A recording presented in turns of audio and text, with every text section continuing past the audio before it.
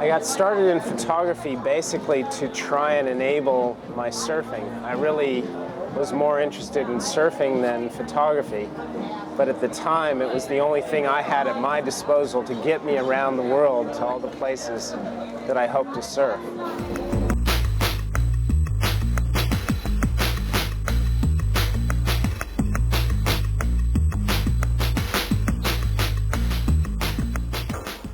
I started 25 years ago when things were manual focus and manual exposures and film speeds were very slow, and over the years that technology has come to the aid of the shooters, making everything easier.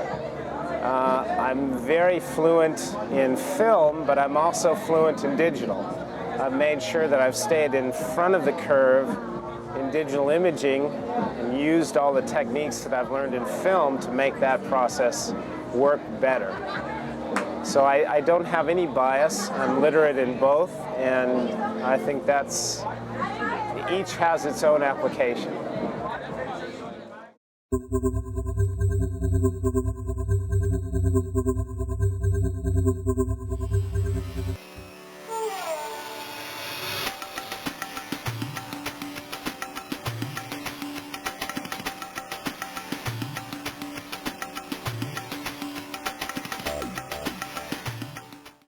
I really enjoy shooting places where there's a lot of happiness. For me, that's the best. And it can be when the surf is incredible. It can be at a party. It can be in the most obscure places. But when there's that overwhelming energy of love, it's incredible. And that's what I love the most. Is there any place that you haven't shot that you would like to shoot? Well, you know, I've dedicated my life to photography and traveling, and I've been to many, many places, but, you know, I've only scratched the surface. You know, the world that God created is so big and so limitless. It just, you can't do it all. So, you know, I feel like I'm just beginning.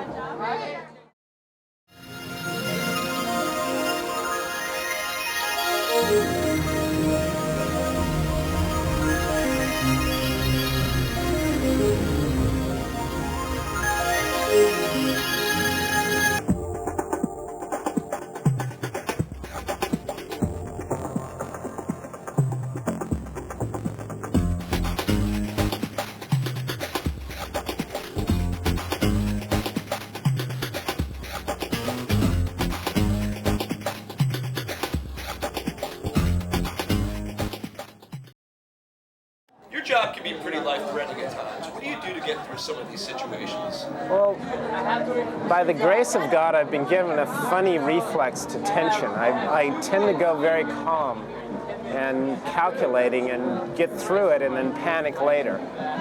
But I've been in many situations where it's a test of your abilities and a test of your survival instinct. And those moments really, you know, I'm not an adrenaline junkie, but they certainly put a highlight into life that's hard to deny.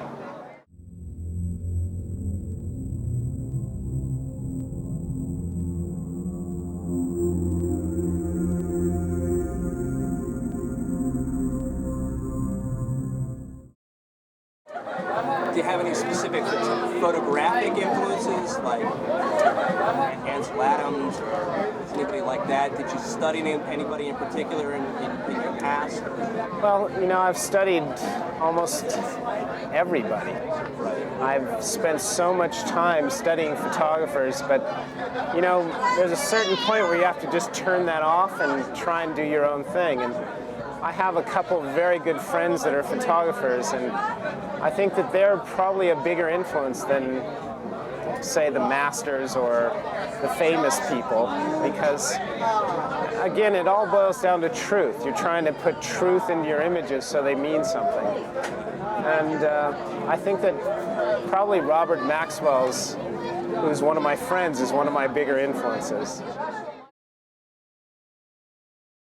Do you have any advice for anybody trying to start out within this industry, or in general?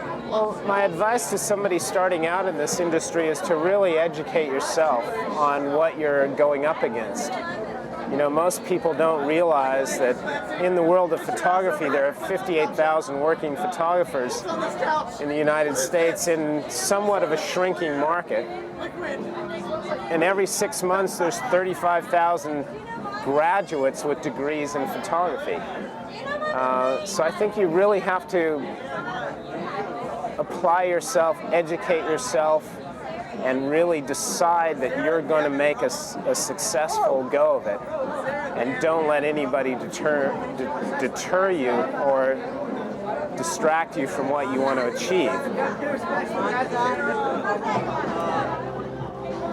You've already answered this, but your favorite subject to shoot is like happiness, happy people, happy type subject. Well, you know, I think that there's so much beauty and so many beautiful things put on Earth, and we tend to look beyond them so much because we're living in a time when we're overstimulated and oversatiated. But I think that everywhere there's beauty, and you know, I think the main thing for me is to always keep my mind open and look toward the positive aspects of life.